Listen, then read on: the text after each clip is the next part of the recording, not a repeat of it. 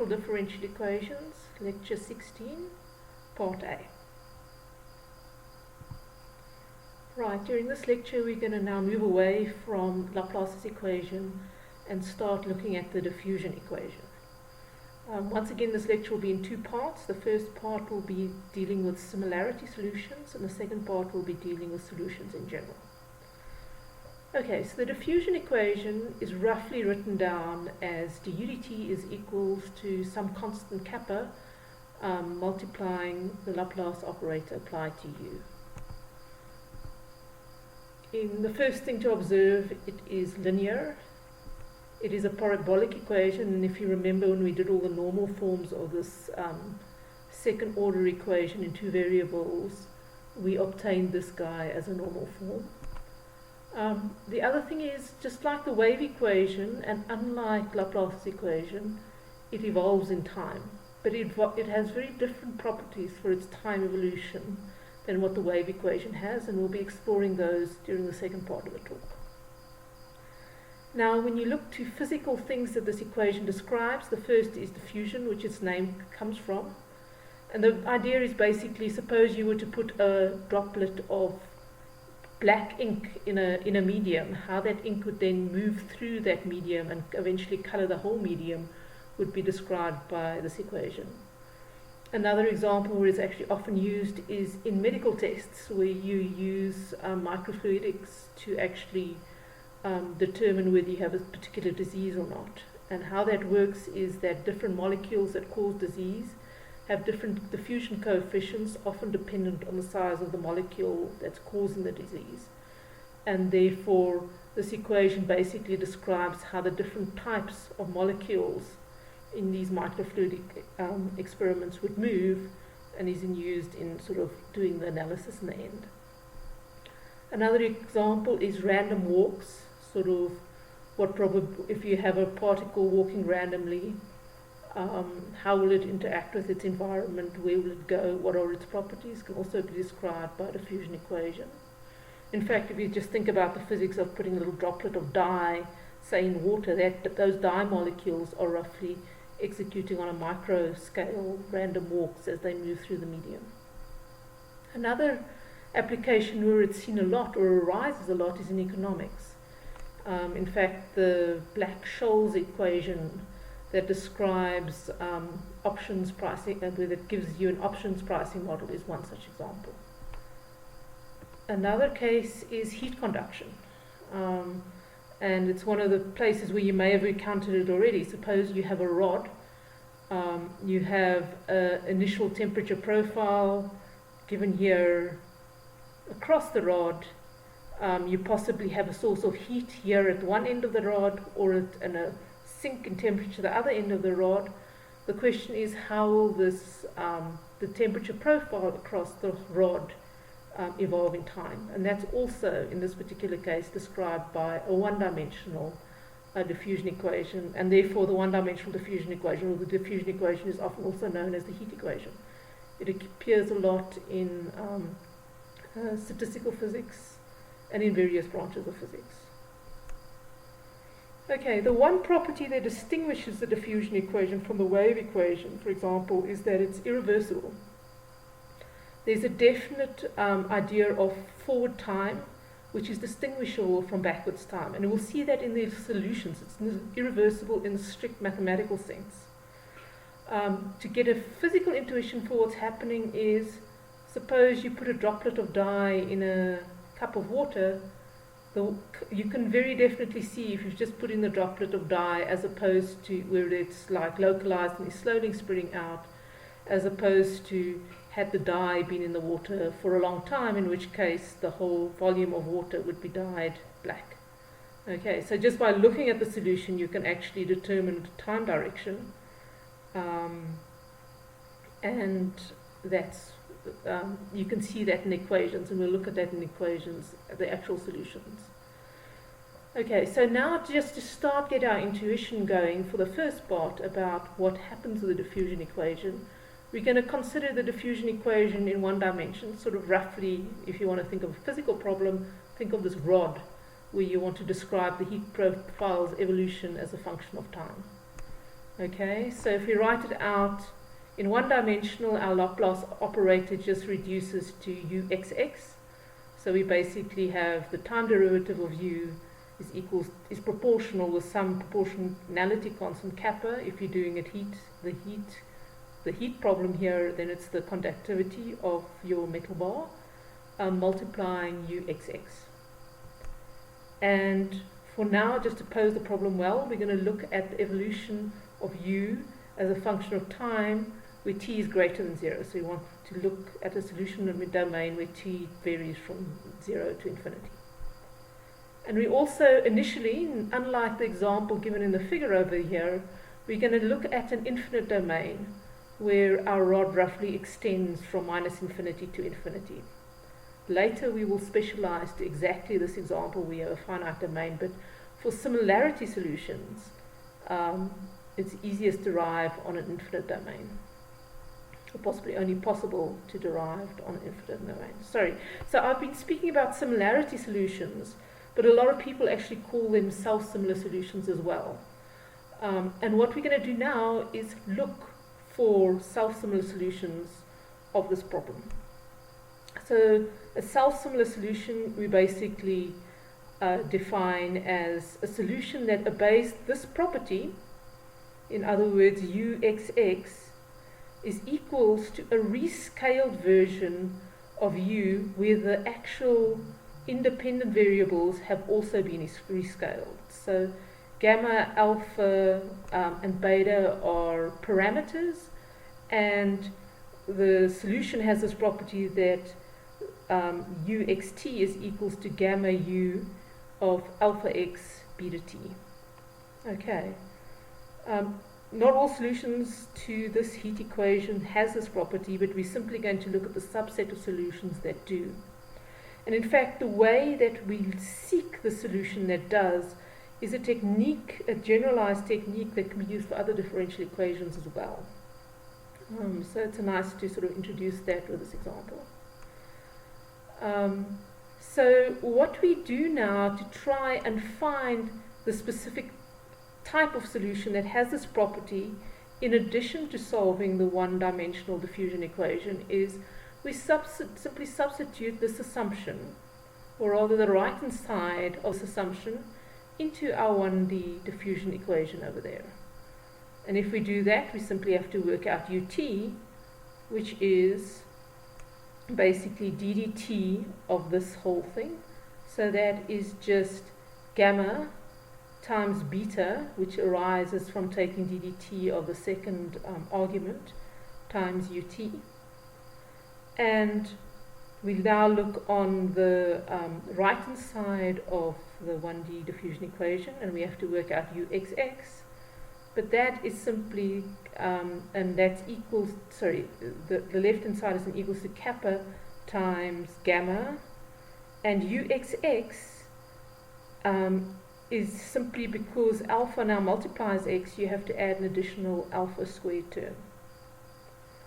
Now, where this tells us something more about our function u is that we know that u itself also obeys the diffusion equation up here, regardless of what the arguments actually are. So here, this uxx, we can then go back and simply replace directly with ut at the same arguments. So we have that this expression here then becomes gamma alpha squared ut, okay, of the same arguments. And for this to be true, we are then forced in this particular equation to choose beta equals to alpha squared. Okay, so that is already one restriction that the 1D diffusion equation places on our self-similar solution assumption. Okay, so not all solutions of this form will be able to satisfy the diffusion equation. It does have to have the property that beta is equals to alpha squared.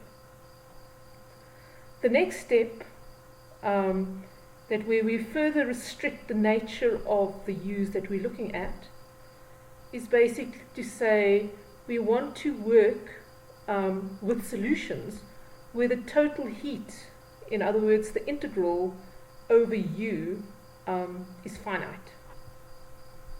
Okay, so let's just define what the total heat or the total value, for example, of ink that we have that we want to diffuse out. But for now, just for this example, I'll call it total heat.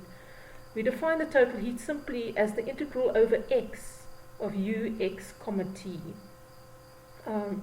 And clearly, from this definition, the integral depends on t. Okay, but let's just hang fire with that and let's just explore this a little bit more. So the assumption is that this integral is finite. In order for it to be finite, you can't have u exploding as x approaches plus minus infinity. In other words, u has to go to 0 as well as its first derivative has to go to 0. So that's basically the mathematical expression of saying that our total heat is finite for all time. Okay, but this assumption implies something for the total heat in the specific case where u satisfies the 1D diffusion equation, and you can see that by simply taking the time derivative of the total heat. Okay, so the time derivative of your total heat is then the integral where we can, because it's a convergent or finite integral, we can move this derivative inside. It's simply the integral from infinity to minus infinity of ut dx, but we can then replace this ut using our one-dimensional diffusion equation. And when we do that, we simply get that. So it's equal to kappa times uxx. But there we have a derivative as our integrand, so we can write it in terms of the boundary conditions. Okay, so that simply becomes then kappa ux evaluated at minus infinity and infinity, and because we've assumed that we have finite total heat, that goes to 0, and we have that the time derivative of our total heat is equals to 0. Okay, which then implies that our if the total heat is finite, then it must be constant due to the if the total heat is finite and it obeys the 1D diffusion equation, it must be constant for all time. Okay, and this now permits us to put another restriction on these parameters that enter the self-similar solution. Okay, so because we've defined I up here as being that, we can simply replace u of x and t with our definition of the self-similar solution, because we know by assumption that u satisfies this criterion. So let's do that. So here we take the gamma out, and we now have that our I, which we know is constant for all time, is a function of alpha x plus beta t dx also. And now what we're going to do is try and massage it back into the original expression to try and draw a conclusion on the restrictions this assumption of total finite heat has on our parameters alpha, beta, and gamma. And to do that, we simply say let x prime equals to alpha x and t prime equals to beta t, and we do a coordinate transformation. And the only place where you have to be roughly careful is here you have to replace dx with dx prime over alpha.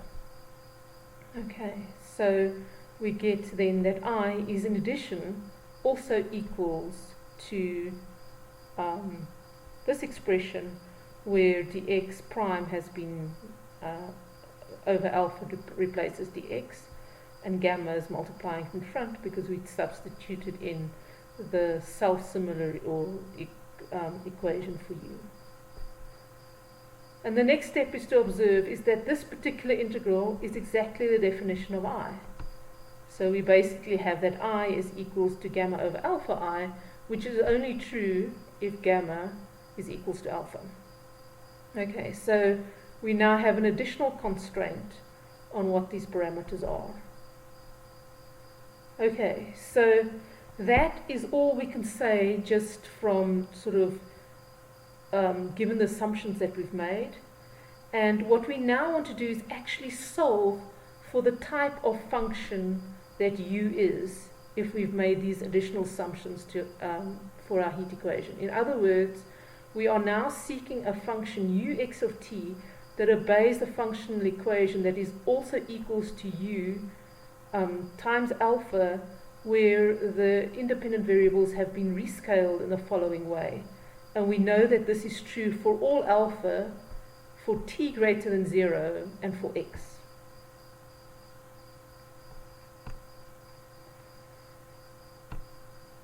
Okay, so what we have just described is often called a similarity transformation with a parameter alpha, where alpha drives it.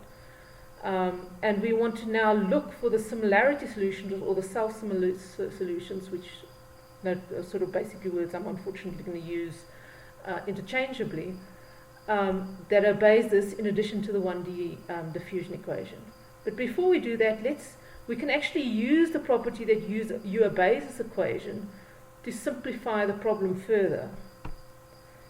And the way we do it is to set this parameter alpha, which is effectively completely free, equals to one of the coordinates to try and remove that coordinate. Okay, so we're going to set alpha equals to 1 over the square root of t. And when we do that, we can write u of x and t in a different form. We can say that u of x and t is equals to 1 over the square root of t, u of x over the square root of t at the time equals to 1.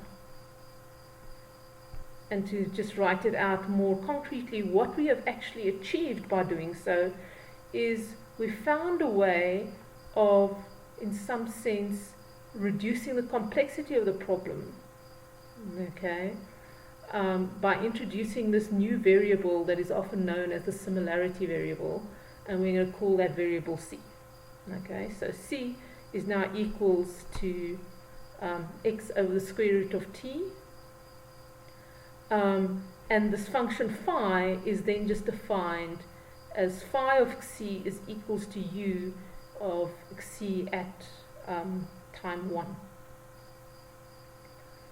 Okay, so now we've worked out the full implications of basically having this similarity transform, and we actually want to try and find phi explicitly, because the moment we have phi of c explicitly, we can write down u and we solve the problem. Okay, so we solve for phi by substituting, much as we did in an example earlier on, this expression for u into our 1D diffusion equation. And the way, what we need to do that is simply work out the derivatives of c with respect to x, which is just 1 over the square root t, coming from there, and c with respect to derivative of c with respect to t, which is basically x over minus a half t to the 3 over 2, which we can then just rewrite again as c times minus a half over t, which then allows us to work out explicitly what ut is in terms of phi, and that is simply up here you use the product rule. It's simply the derivative of the square root of t multiplied by phi minus 1 over the square root of t times the derivative of phi c, which turns out to be phi prime, so d phi dxc multiplied by dxc dt, which is that term over there. Similarly, we can work out the derivative of u with respect to x, and that is simply, since x only appears in the c terms, that is simply phi prime dxc dx, which was given over there. So that's where the term 1 over the square root t comes in, and over the square root t from the original expression that comes in there, and that simply equals to phi prime over t. And we can go on and work out the second derivative of ux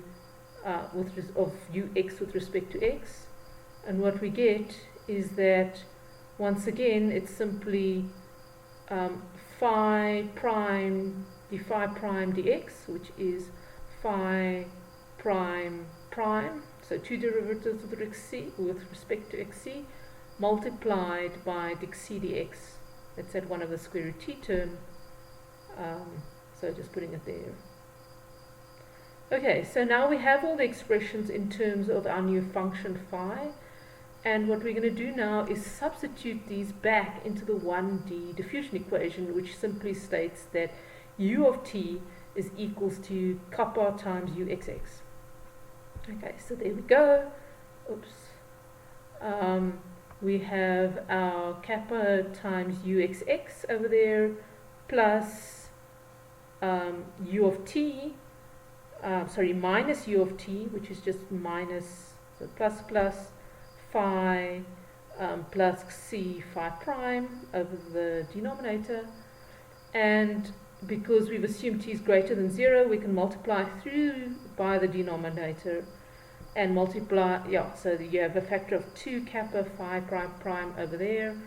And this last term you can write in a more compact form by simply observing that if you differentiate c phi, you get exactly this term that arises in the diffusion equation.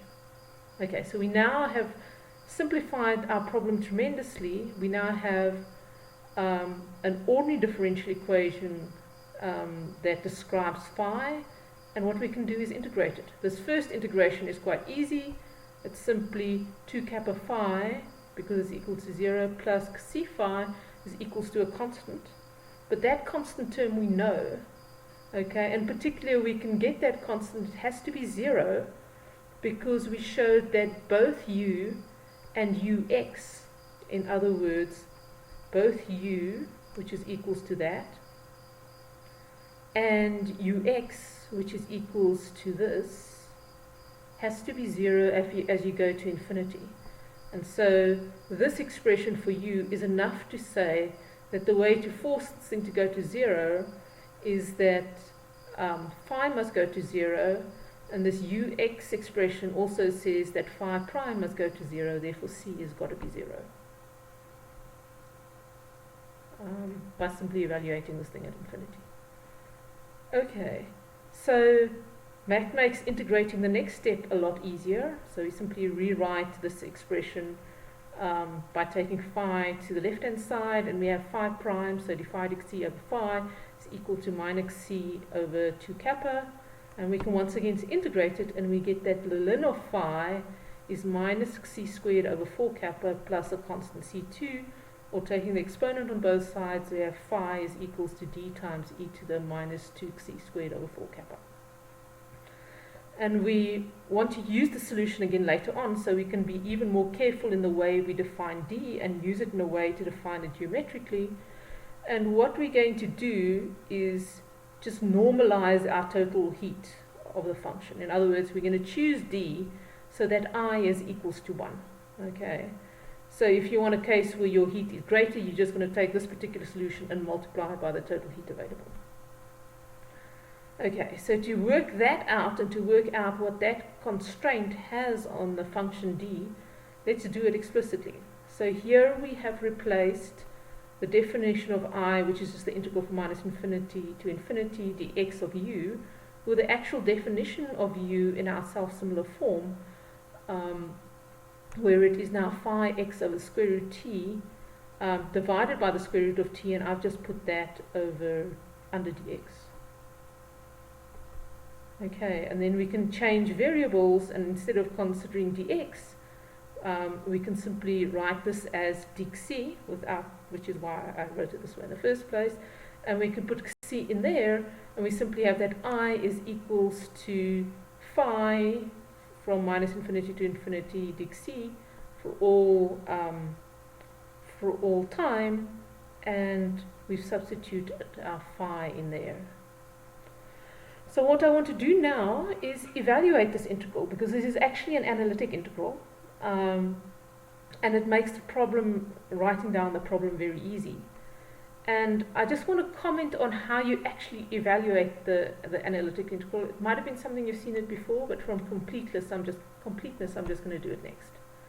Okay, so our aim is to evaluate an integral j, let's say, which is the integral from minus infinity to infinity of e to the minus x squared over 2 dx. And the way we go about evaluating this integral is a clever trick. Instead of evaluating this integral, we evaluate the integral squared. In other words, we evaluate e to the minus x squared over 2 from minus infinity to infinity, multiply dx multiplied by e to the minus y squared over 2 dy from minus infinity to infinity. And we can just combine the product of the two integrals and bring the actual terms inside the integrand, and we can write it like this. And the reason we do that is that when we transform to polar coordinates, we can actually evaluate the integral. And it is one of the ways where adding that square root of the norm of the Jacobian, or the absolute value of the Jacobian, actually is very, very useful for evaluating the integral. So if you look at this integral, you can see that the central term is written as e to the x squared plus y squared, which if you were to transform from integrating basically over the entire Cartesian plane to integrating over the entire plane expressed in polar coordinates, this would just be e to the minus r squared over 2, and you would have to replace this Cartesian area element with r dr d theta. So let's do that. Okay, and you get that integrating over the entire xy plane is equivalent to integrating theta from 0 to 2 pi, in other words, the whole solid angle of the circle, and integrating that radius of the circle from 0 to infinity. And what then, if you replace the integrand just by the polar version, you have e to the minus r squared over 2.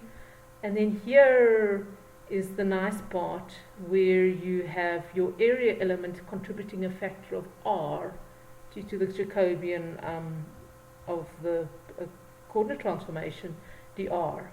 So it's very, very easy to integrate this thing. In fact, it's just e to the minus r squared over 2 evaluated at the boundaries. And what's even better is if r goes to infinity, that is actually 0.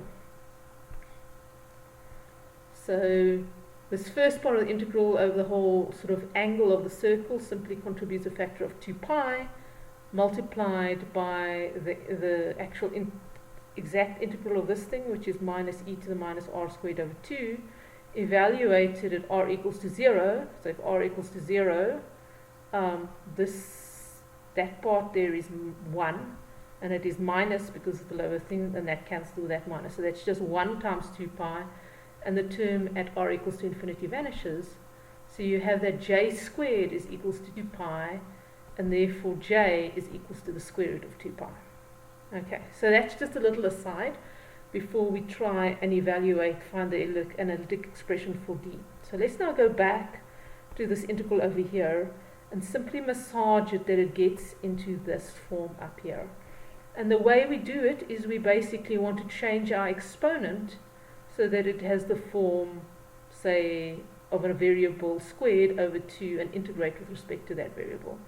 And the way to do that is simply to rescale xc so that it's equal to xc prime over the square root of 2 kappa. And the moment you do that, you then write the integral I as d, which I've taken out of the integrand, e to the minus c, sorry, I'm missing a square over there, over 2, dxc prime, okay, but I have to add a factor of the square root of 2 kappa in front of here to do the coordinate transformation completely. So we now have this integral I is equals to d square root 2 kappa times this integral, where the square should go back in there, which is exactly equals to the integral we've just evaluated. So we have that this thing contributes a factor of the square root of 2 pi. Okay, and if we add the square root of 2 pi over there, square root of 2 times the square root of 2 gives you a factor of 2. We have d, and then we have the square root of pi kappa coming out. Okay, and that then permits us to write down ux of t normalized so that the total heat is equals to 1 in the following way. Okay, we fixed everything else, and we've solved completely for phi. And then this is what we get. And now if I were to plot this thing for various values of t, you can see what happens. Okay, for small values of t, this thing is very, very spiked. And as t goes to, gets larger and larger, it becomes flatter and flatter. The spike becomes less. And that corresponds to our intuitive understanding of what happens if you have a hotspot in a rod. If you have the hotspot, say you've heated it with a candle, and you remove the candle, the only thing that's going to happen is that hotspot is going to be spread uniformly over the whole rod, and the total amount of heat, however, is going to remain constant. Okay. What we will do in the next section is that look at some of the properties of the solution, because the solution is more than just a similarity solution or a self-similar solution for the heat equation. It actually becomes key in writing down the general solution for the heat equation. It actually becomes sort of the building block from which we can then generate a Green's-like function, just as we did with Laplace's equation for the parabolic case of the heat equation. So this concludes the first part of this lecture. Thank you very much for listening. I'll be back soon.